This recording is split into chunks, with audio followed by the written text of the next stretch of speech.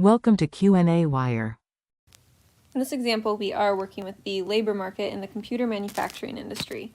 We're given 3 different scenarios and we want to showcase the impact on this labor market for each one. So let's start with part A, and we're told that computers for all college students are purchased by Congress. So what this is telling us is that more computers are going to need to be produced, and in order to produce those computers, we're going to need more people to actually manufacture them, meaning that within this labor market in the computer manufacturing industry, we're going to see an increase in the demand for labor so that they can keep up with this new demand for computers. So we see our equilibrium shift from Q note for quantity to Q1, and we see our wages increase over here. So we're seeing an increase in both our wages and in our quantities.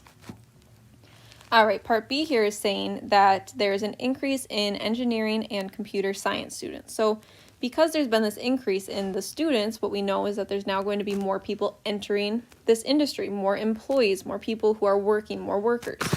So we're going to see an increase in the supply within the labor market for the computer manufacturing industry. So supply is going to increase, which means that our new equilibrium gives us a higher quantity but lower wages.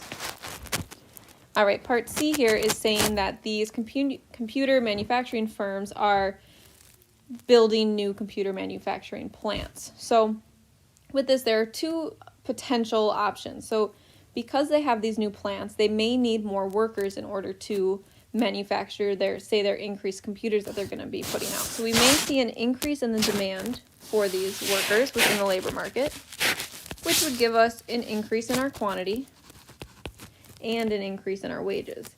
However, what we don't know about these plants is whether or not they actually are going to need more people to produce. Maybe there's been some technology advancement, and maybe a lot of these new plants are going to be operated more automatically, more mechanically, rather than by individual workers. So in that case, we could possibly see a decrease in the demand.